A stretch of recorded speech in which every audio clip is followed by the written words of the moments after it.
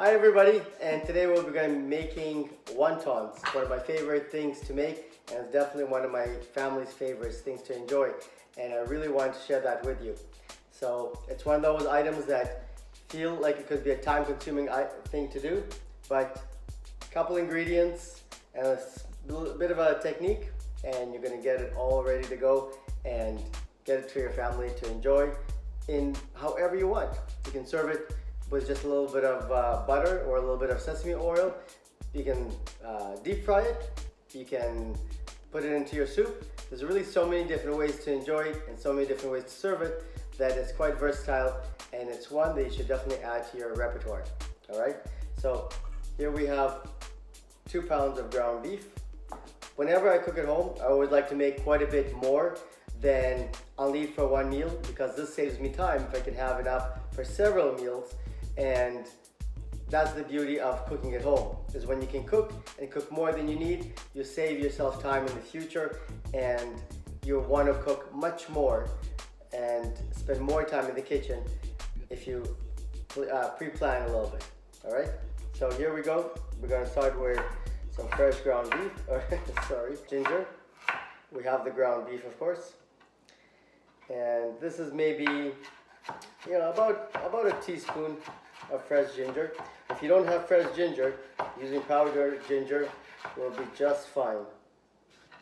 As you'll see with the garlic, instead of using fresh garlic today, we're going to use garlic powder. Having an easy substitute like that on hand makes it more motivating to cook, because if you're running out of ingredients, it definitely doesn't make you want to cook more in the kitchen, right? It becomes a bit frustrating, and you kind of start carrying that thought with you every time you get in the kitchen. Oh, again, I'm out of ingredients. But if you have a few substitute ingredients on hand, that'll motivate you much more to continue to cook at home. So here we have some fresh ginger. To that, we're going to add a few sprinkles of chili peppers.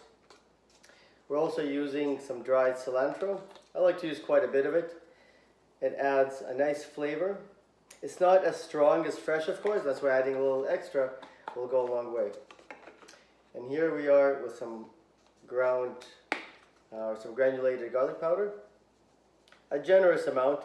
I really like to have that prominent flavor of the garlic, but how much garlic you add is totally up to you.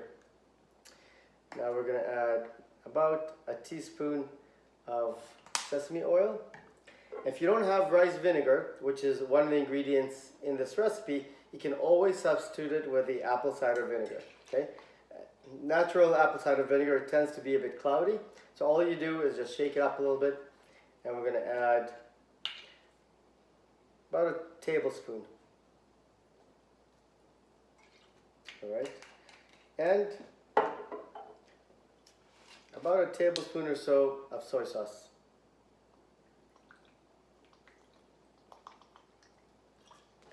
Now I also like to add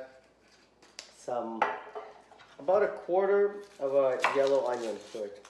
Very, very small dice, almost minced. What it does is give some extra moisture to the meat and impacts a lot of flavor.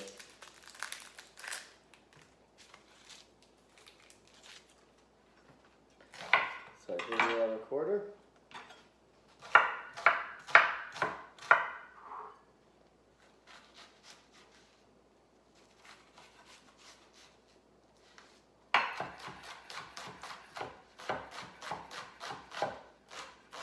Very strong onion. And you want to be able to just mince that up. Very fine.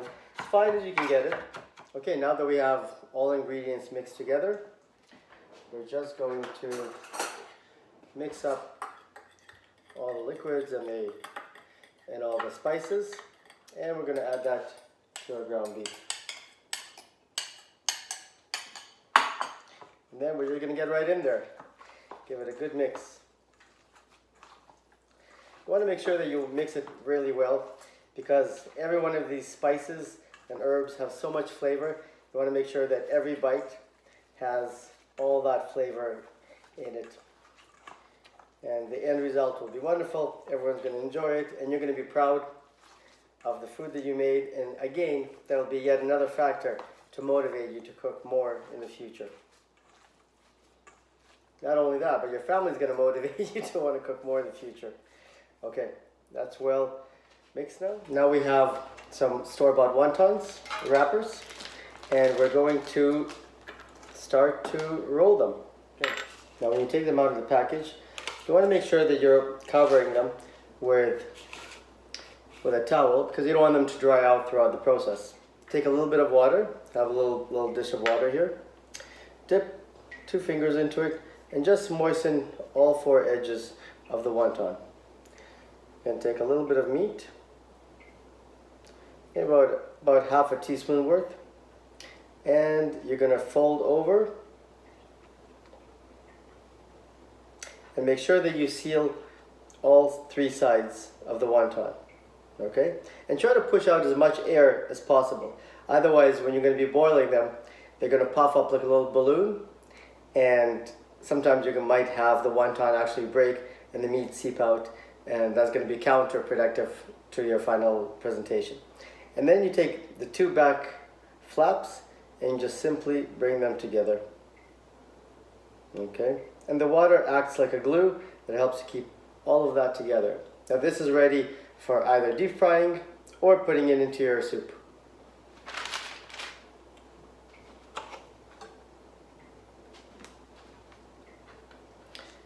To make things go a little faster, you can put 4 wonton wrappers on your cutting board at the same time.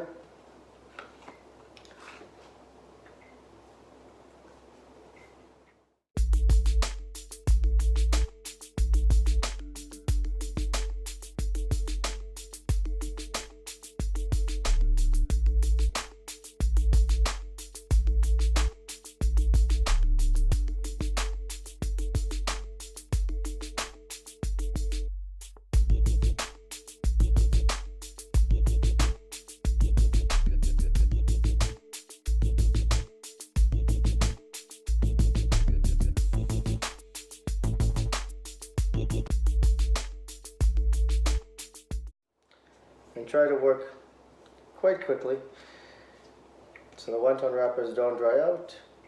And also, you want to finish up quite quickly and move on to your next task too. Well, as you can see, you're going to make quite a bit of wontons with 2 pounds of ground beef. I've already made, more than a dozen here. I still have lots of work to do, as you can see. So, thank you for joining me. I really appreciate it when you join me here in my kitchen.